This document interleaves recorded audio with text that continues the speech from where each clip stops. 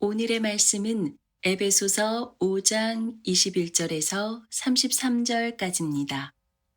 다 같이 합독하시겠습니다. 그리스도를 경외함으로 피차 복종하라. 아내들이여 자기 남편에게 복종하기를 주께 하듯 하라. 이는 남편이 아내의 머리됨이 그리스도께서 교회의 머리됨과 같음이니 그가 바로 몸의 구주시니라. 그러므로 교회가 그리스도에게 하듯 아내들도 범사에 자기 남편에게 복종할지니라. 남편들아, 아내 사랑하기를 그리스도께서 교회를 사랑하시고 그 교회를 위하여 자신을 주신같이 하라.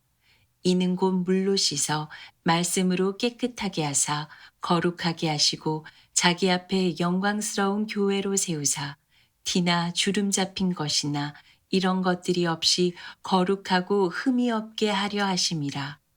이와 같이 남편들도 자기 아내 사랑하기를 자기 자신과 같이 할지니 자기 아내를 사랑하는 자는 자기를 사랑하는 것이라.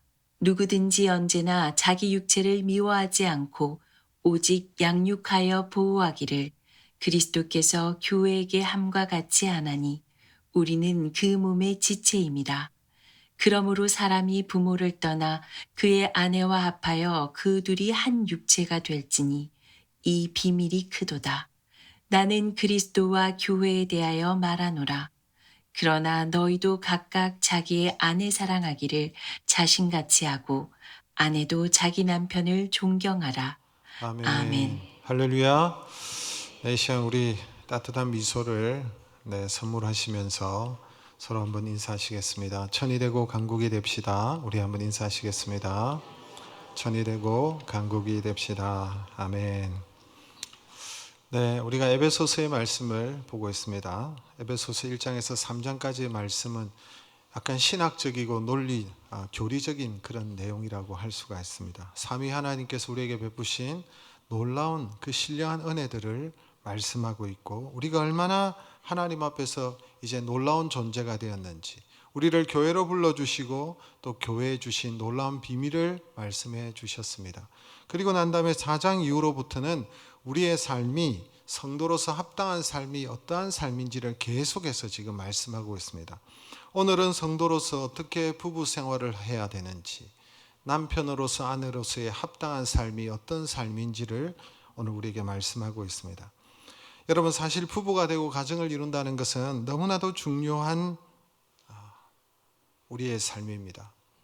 여러분, 러시아 속담 가운데 이런 속담이 있습니다. 아들이 배를 타고 항해를 하는 중이면 하루에 한 번 그 아들을 위해서 기도하고, 아들이 나라를 위해서 전쟁에 참가하면 하루에 그 아들을 위해서 2번 기도하고, 아들이 결혼을 해서 새 가정을 이루면 그 아들을 위해서 3번 기도하라 라는 말이 있습니다. 그만큼 이 가정을 중요시 한다는 것이죠.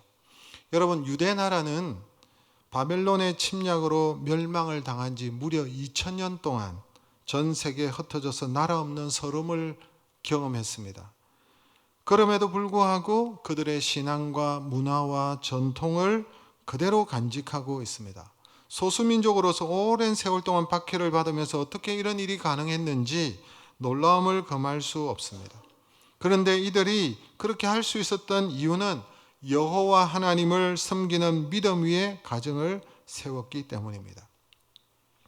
그들은 신명기 6장 4절에서 9절의 말씀을 붙잡고 자녀들에게 그들의 신앙과 문화와 전통과 여호와의 규례와 법도를 가르쳐 지키는 일에 힘썼습니다. 여러분, 신명기 6장 4절에서 9절의 말씀 우리 같이 한번 읽어볼까요?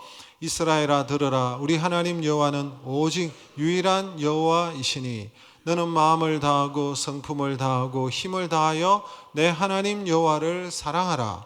오늘 내가 내게 명하는 이 말씀을 너는 마음에 새기고 내 자녀에게 부지런히 가르치며 집에 앉았을 때이든지 길에 갈 때이든지 누워 있을 때이든지 일어날 때이든지 이 말씀을 강론할 것이며, 너는 또 그것을 내 손목에 메어 기호를 삼으며 내 미간에 붙여 표로 삼고 또 내 집 문설주와 바깥문에 기록할지니라.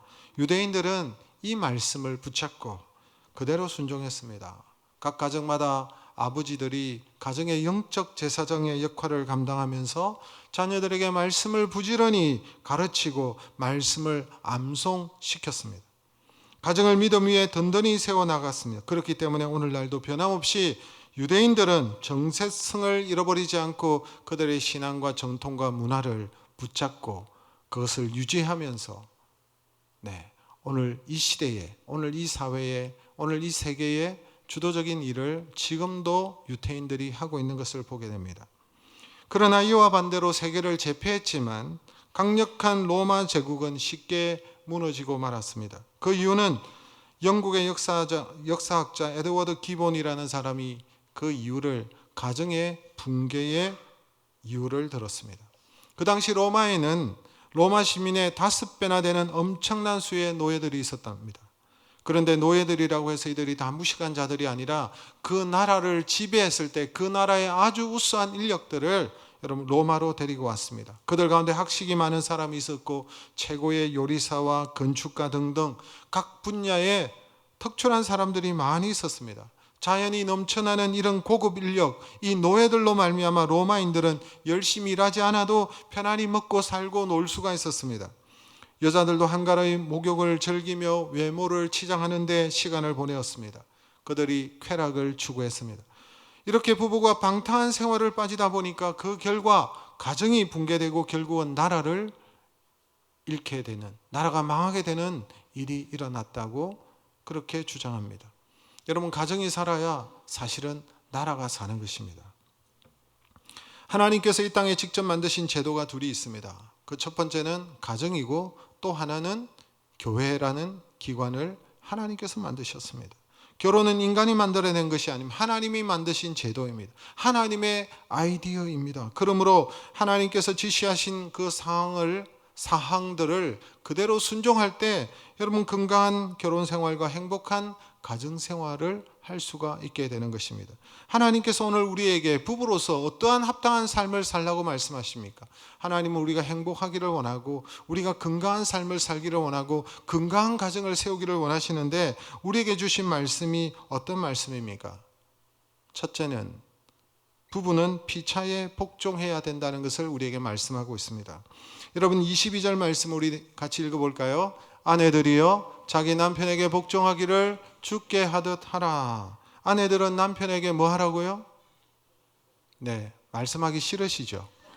복종할 것을 요구하고 있습니다. 이 말씀에 남편들은 별 문제의식을 삼지 않습니다. 고개를 끄덕끄덕하면서 오롯신 말씀이십니다 라고 얘기할 것입니다. 그러나 아내들은 이 복종이라는 말이 거북하게 불편하게 느껴지실 것입니다. 종종 남편들은 이 말씀을 인용하기를 좋아하죠. 저도 가끔은 아내가 못마땅할 때 성경에 뭐라고 말하고 있느냐고 제가 그렇게 말할 때가 있습니다. 남성들은 약 2000년 가까이 이 말씀을 근거로 여성들을 억압하고 군림하는 일에 이것이 마치 하나님의 뜻이냐 그렇게 정당화했던 것을 봅니다. 여러분 성경이 기록될 그 당시는 철저한 남성 위주의 문화지 않습니까? 신약 시대의 헬라나 로마 철학자들은 여자와 노예는 영혼이 없다까지 그렇게 주장했습니다. 그러나 여러분 성경은 우리에게 그렇게 가르쳐 주고 있지 않습니다. 성경 안에는 남자와 여자의 차별이 없음을 이야기하고 있습니다. 동등함을 이야기하고 있습니다. 그래서 여러분 기독교가 들어가는 곳마다 여성들의 인권과 권위가 여러분 신장되었습니다. 남자와 여자가 평등함을 말씀하고 있습니다. 창조시에 하나님은 남녀를 동등한 존재로 존귀한 인격자로 만드셨다고 말하고 있습니다. 그러므로 아내가 남편에게 복종해야 된다는 이 말씀의 근거는 아내가 열등하기 때문에 여자가 열등하기 때문에 복종하라는 말이 아닙니다. 여러분 예를 들어서 야구 심판이 야구 선수보다 야구를 잘합니까? 야구를 더 잘하기 때문에 여러분 심판을 보는 것입니까? 오히려 여러분 심판은 선수들보다 야구를 못합니다. 그러나 심판은 심판으로서의 자격과 권위를 가졌기 때문에 선수는 심판의 판정에 복종하는 것이죠. 여러분 가정에서 아내가 남편에게 순종하는 것도 이와 같은 이유입니다. 하나님은 가정의 가장으로서 남편을 세우신 것입니다. 여성을 가장으로 세우지 않고 남편을 세웠습니다. 함께 삶을 나누고 함께 도우되 질서를 따라 행하도록 하신 것입니다. 이 가정에 주신 질서를 지킬 때에 가정이 가정다워지고 평화롭고 조화로운 것입니다. 어느 단체이나 어느 조직이나 질서가 없으면 와해되고 무너지는 것입니다. 그래서 하나님께서 가정에 가장으로서 남편을 세우시고 그 질서에 따라 복종하라는 것입니다. 여러분, 22절에 아내들은 남편에게 복종하라 이 말을 하시기 전에 사실은 먼저 21절에 전제된 말씀이 있습니다. 21절 말씀 우리 같이 읽겠습니다. 그리스도를 경외함으로 피차 복종하라. 그리스도를 경외함으로 피차 서로 복종하라고 말씀하십니다. 사실은 일방적인 복종이 아니라 서로 복종하라는 것입니다. 서로 복종하라. 이 말의 의미는 서로를 존중히 여기라라는 말입니다. 남편으로서 아내를 존중하고 아내로서 남편을 존중하라는 의미로 주신 것입니다. 존중하게 가정의 질서를 따라서 남편에게 복종하라라고 말씀하시는 거예요. 부부가 서로에게 복종한다면 부부가 하나의 팀이 된다는 것은 어려운 일이 아닐 것입니다. 그런데 문제는 왜 우리가 서로에게 복종하지 못하는 것입니까? 그 이유가 무엇입니까? 가장 본질적인 이유는 이기심 때문에 그렇습니다. 부부 사이에도 손해를 보려고 하지 않습니다. 그래서 자기 권리를 계속해서 주장하다 보니까 가정에 부부 사이에 갈등이 일어나는 것입니다. 조원숙님의 우리들의 거듭난 결혼 이야기라는 책이 있습니다. 어느 평범한 부부에게 일어난 일상적인 기적에 대한 내용입니다. 이 부부에게는 결혼 생활에 많은 갈등이 있었습니다. 그 책의 내용을 보니까 이런 내용이 있습니다. 나는 공부를 하면서 집안 살림과 육아를 전담하였고 남편은 직장에만 매달려야 했다. 그는 대부분 11시가 넘어서야 집에 들어왔고 술에 취해 들어오는 날이 적지 않았다. 남편을 직장에 완전히 빼앗긴 느낌이었다. 늘 힘들어하던 그는 휴일에는 쉬어야 한다는 생각이 몹시 강했다. 집안일을 도와주거나 잠시라도 아이들을 돌봐서 아내에게 쉴 수 있는 시간을 줘야겠다는 생각을 꿈에도 못하는 눈치였다. 그로 인해 나는 사실 평일보다 휴일에 마음이 상하는 일이 더 많았다. 나는 책 한 권을 읽을 여유가 없이 사는데 하루 종일 누워서 재미있는 책을 읽고 있는 남편이 야속해 짜증을 부린 어느 일요일 오후였다. 남편이 갑자기 화를 폭발하면서 내가 집에 와서 책 하나도 못 읽었냐고 소리치며 읽고 있던 책을 갈기갈기 찢어 던져버리는 것이 아닌가. 쉬면서 재충전하고 싶다는 그의 욕구와 휴일이나마 남편의 보살핌과 도움을 받고 싶었던 나의 욕구가 정면으로 충돌하던 충격적인 기억이다. 서로의 삶에 무관심해지고 각자가 맡은 역할을 수행하는 것으로 남편과 아내의 의무를 다한다고 생각하자 우리 관계는 아무런 윤기가 흐르지 않는 삭막한 관계가 되었다. 여러분, 이 가정의 본질적인 문제가 무엇입니까? 자신들의 욕구, 자신들의 권리, 자신들의 주장, 자신들이 손해보지 않겠다고 하는 그 마음, 그 이기심 때문에 서로를 존중하지 못하고 갈등이 일어나는 것입니다. 자신의 권리를 주장하다 보니까 부부간의 갈등을 피할 수가 없는 것이죠.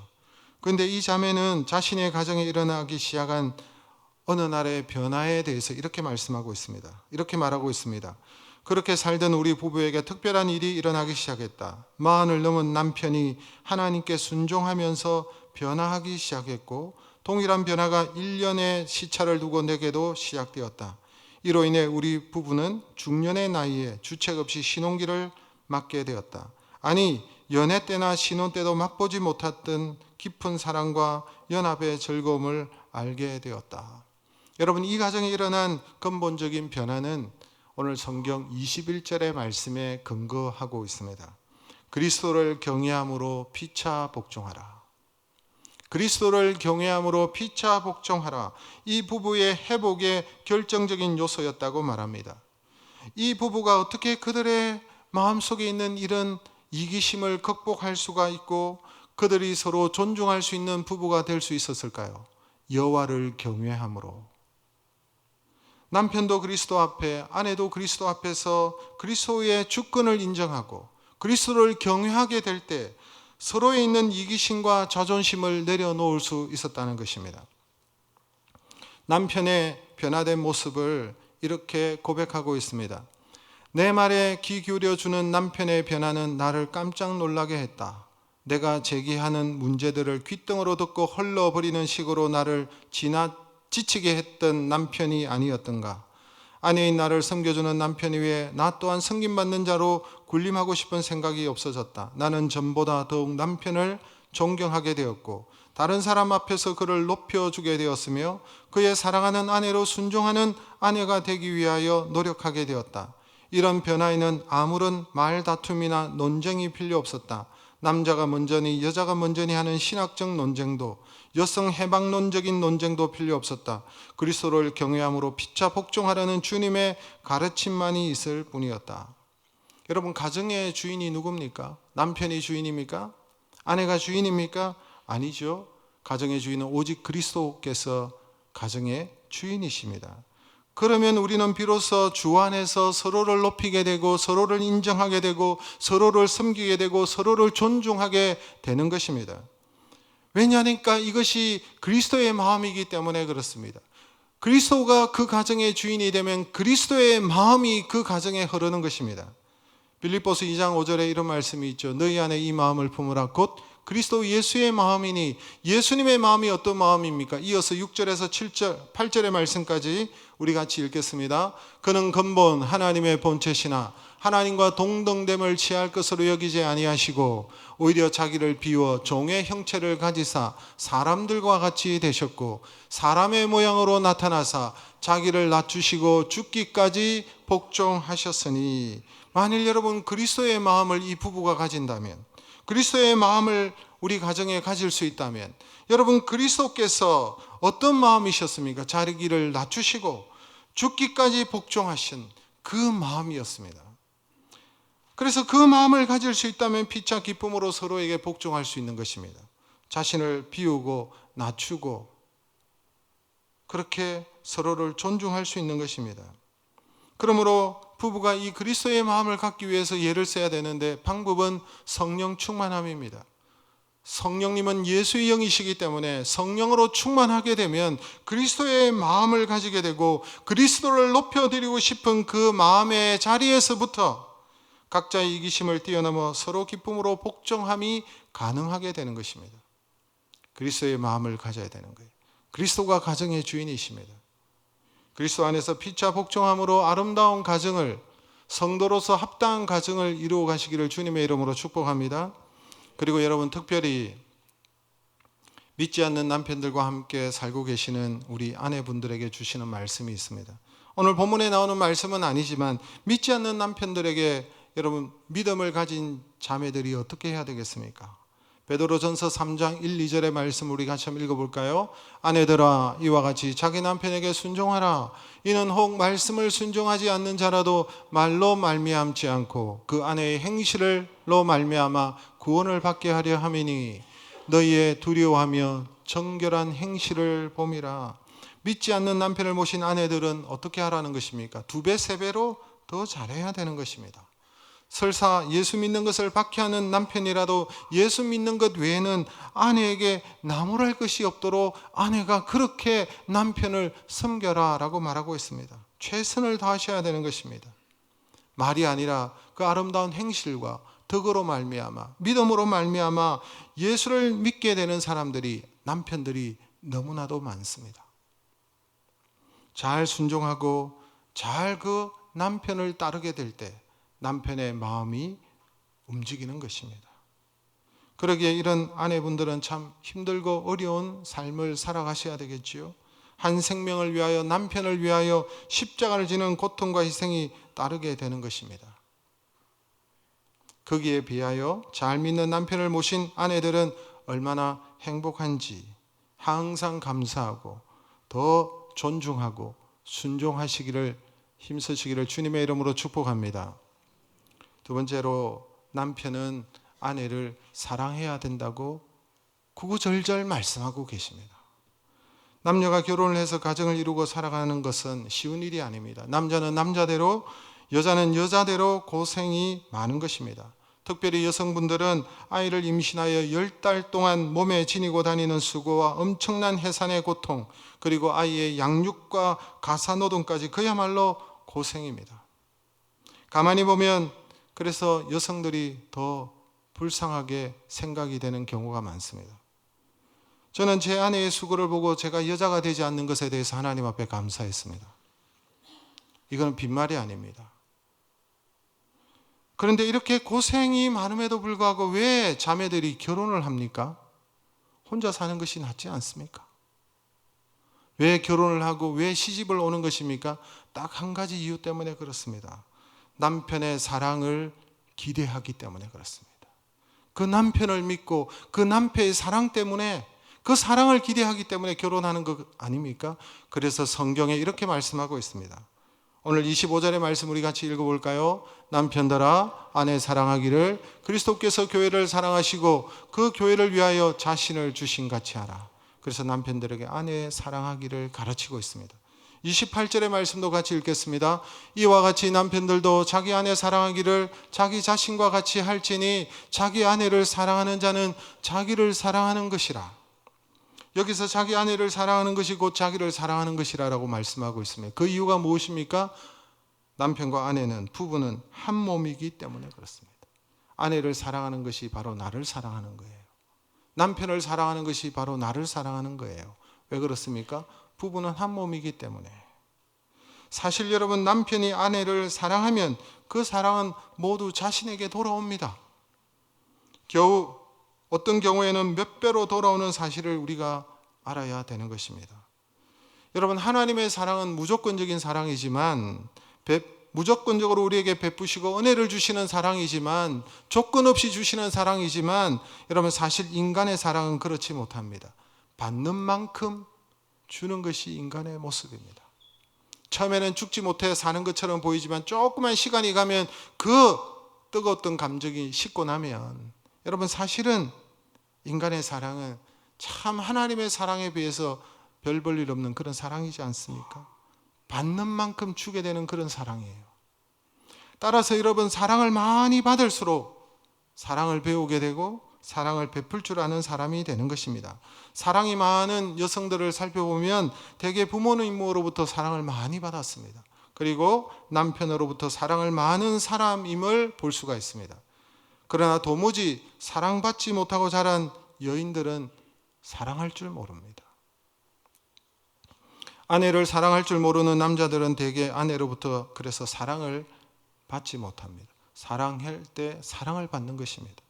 당연히 심은 것이 있어야 거둘 것이 있는 것이죠. 인간의 사랑이 그렇습니다. 그래서 늙어서 뒷방신세하는 처량한 노인들이 많이 있는 것입니다. 젊어서부터 아내를 변함없이 그리고 뜨겁게 사랑을 해야 그 사랑을 받은 아내가 그 남편을 늙어서도 변함없이 사랑하고 섬기는 것입니다. 그러면 어떻게 아내를 사랑해야 될까요? 여러분, 아내 사랑에 대해서 제가 오랫도록 얘기할 수가 있습니다. 이론적으로는. 그러나 남편들이 꼭 알아야 될 사항이 있습니다. 여러분, 베드로전서 3장 7절의 말씀 우리 같이 한번 읽어볼까요? 남편들아 이와 같이 지식을 따라 너희 아내와 동거하고 그를 더 연약한 그릇이요 또 생명의 은혜를 함께 이어받을 자로 알아 기히 여기라. 여기 보니까 남자나 여자나 남편이나 아내나 다 그릇으로 묘사되고 있죠. 그릇은 잘 깨어지기 쉽습니다. 상처받기 쉬운 그릇들과 같은 존재들입니다. 그런데 아내들은 더 연약한 그릇이요 더 깨지기 쉽다는 것입니다. 더 잘 깨지는 그릇이라고 얘기하고 있습니다. 그 의미는 여성들이 가지고 있는 정서적인 감수성 때문이 아닐까 생각합니다. 남자와 여성 간에 다른 점들이 있습니다. 정서적인 이 감수성이 다릅니다. 그런데 문제는 이런 여성들의 감수성을 고려하지 못하는 남편들의 무례함 때문에 아내들이 상처를 많이 받는 거예요. 대부분의 경우 남편들은 자신은 아내 위에 군림하거나 아내를 강압적으로 하는 일이 없다라고 얘기하는 분들이 많습니다. 아내들을 학대한 적이 없다라고 얘기하는 경우들이 많은데, 그러나 대부분의 여성들은 자신이 남편에게 학대를 당하고 있다라고 느끼는 자매들이 많은 거예요. 그 이유가 무엇입니까? 남편들이 아내의 정서적인 필요를 고려하지 않고 일방적으로 자기 주장으로 아내를 이끌어가기 때문에 아내들이 그렇게 느끼는 것입니다. 그래서 성경은 뭐라고 얘기합니까? 지식을 따라 아내와 동거하라라고 말하는 것입니다. 지식을 따라. 그 아내의 정서적인 감수성을 알고 연약한 거룩심을 알고 아내를 귀히 여기고 아름답게 가꾸어 가라는 것입니다. 여러분, 하나님께서 우리를 사랑하시되 무턱대고 사랑하신 것이 아니라 우리에 대한 우리를 잘 아시고 우리를 사랑하셨습니다. 남편들도 그렇게 아내를 지식을 따라 사랑하고 귀하게 여기라라고 말씀하고 있는 것입니다. 여러분, 다시 본문으로 들어가서 25절에서 27절의 말씀을 다시 한번 읽어볼까요? 남편들아, 아내 사랑하기를 그리스도께서 교회를 사랑하시고 교회를 위하여 자신을 주신같이 하라. 이는 곧 물로 씻어 말씀으로 깨끗하게 하사 거룩하게 하시고 자기 앞에 영광스러운 교회로 세우사 티나 주름 잡힌 것이나 이런 것들이 없이 거룩하고 흠이 없게 하려 하심이라. 주님은 우리를 깨끗게 하시죠. 우리를 거룩하게 하시고 흠이 없게 하신다라고 말씀하고 있습니다. 우리를 당신 앞에 영광스러운 존재로 세우기를 원하시고 그래서 우리를 그렇게 가꾸어 가시고 우리가 그러한 존재가 될 수 있도록 그분이 대신 자신을 내어주시고 헌신하셨죠. 남편들도 이와 같이 아내를 사랑하라는 것입니다. 아내를 이처럼 아름답게 만들 책임이 남편에게 있다는 것입니다. 외모는 물론 가꾸어야 하겠으나 더 중요한 것은 인격과 마음인 것입니다. 인격과 마음을 가꾸어 주는 데 있어서 중요한 것은 아내가 자기 존재의 중요성을 알고 긍지를 갖도록 해주는 것입니다.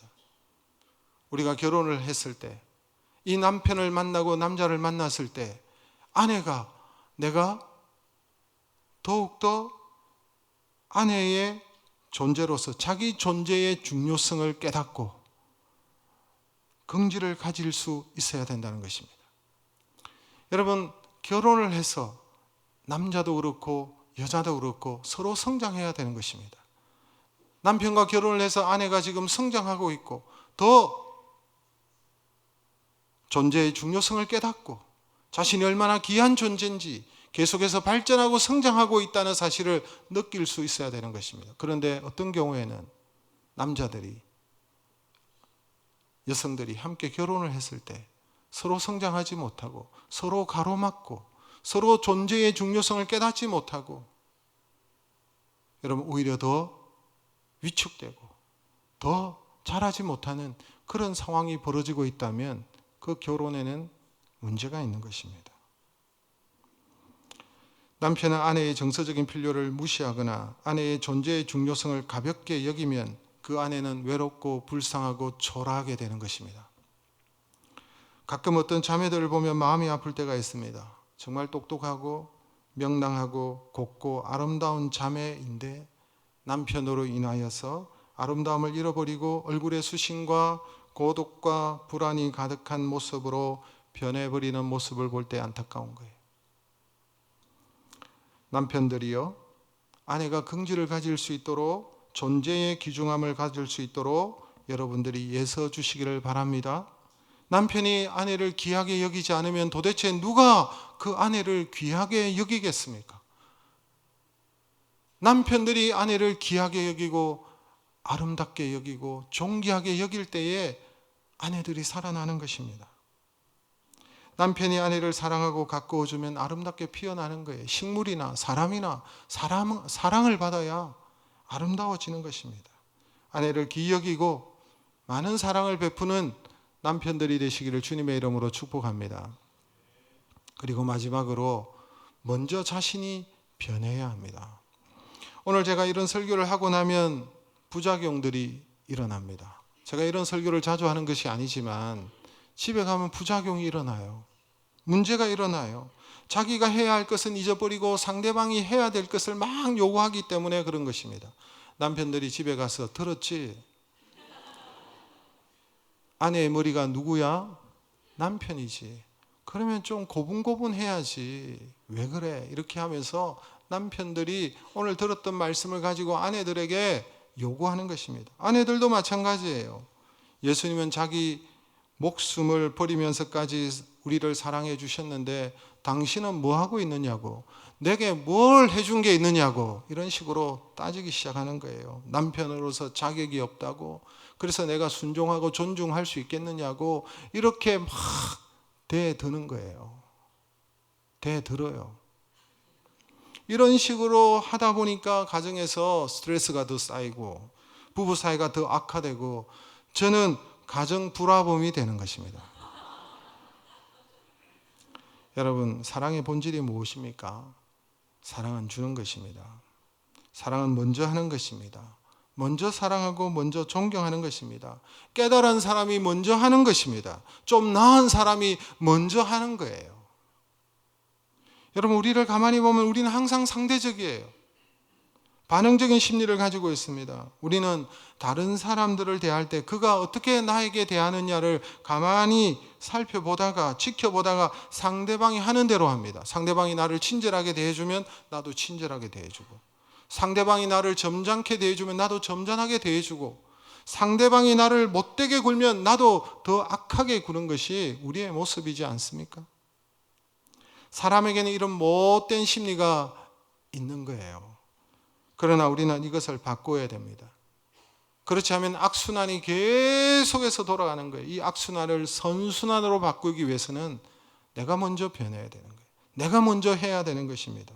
먼저 하는 사람이 없이는 어떻게 바꾸어지겠습니까? 누구든지 먼저 하는 사람이 있어야 가정이 달라지는 거예요. 먼저 하는 사람이 있어야 선순환으로 바뀌는 거예요. 그러므로 우리가 먼저 해야 되는 것입니다. 내가 먼저 변해야 되는 것입니다. 고린도전서 13장에 보면 사랑장이죠. 유명한 사랑은 오래 참고 사랑은 온유하고 이런 말씀이 나오는데, 오늘 여러분 고린도전서 13장 4절에서 7절의 말씀에서 사랑이라는 단어를 빼고 나라는 단어를 넣어서 우리가 같이 한번 이 내용을 읽어보면 좋겠습니다. 우리 같이 한번 읽어보겠습니다. 나는 오래 참고 나는 온유하며 시기하지 아니하며 나는 자랑하지 아니하며 교만하지 아니하며 무례히 행하지 아니하며 자기의 유익을 구하지 아니하며 성내지 아니하며 진리와 함께 기뻐하고 모든 것을 참으며 모든 것을 믿으며 모든 것을 바라며 모든 것을 견디느니라. 사랑을 실천할 사람이 누굽니까? 나예요. 내가 먼저. 다른 사람이 아닌 나 또한 가정에서 먼저 실천해야 되는 것입니다. 내가 먼저 주어야 되는 것입니다. 내가 먼저 나의 부족함을 깨닫고 내가 먼저 잘못한 것을 회개하고 내가 먼저 시작해야 되는 것입니다. 내가 변해야 되는 것입니다. 그래야 우리 가정이 바뀝니다. 그래야 교회가 바뀝니다. 가정이 바뀌어야 교회가 바뀌죠. 여러분, 그래야 나라가 바뀝니다. 뭐 나라를 위해서 거창하게 나라를 바꾸어 보자, 그게 아니라 어디서부터 시작돼야 됩니까? 나로부터 시작돼요. 내 가정에서부터 변화가 일어나요. 그럴 때 이 사회가 바뀌고 나라가 바뀌고 여러분 이 세계가 바뀌는 것입니다. 가정의 행복은 서로 힘을 합쳐 만들어가는 것입니다. 누가 만들어주는 것이 아니죠. 서로 존중하고 서로 복종하고 서로 허물을 덮어주고 서로 사랑하고 서로 용납하기를 먼저 하시기를 주님의 이름으로 축복합니다. 오늘 주신 말씀을 우리의 삶 가운데 실천함으로 말미암아 건강하고 행복한 가정, 주님께서 원하시는 합당한 가정을 이루어 가시기를 주의 이름으로 축원합니다. 우리 말씀을 생각합니다.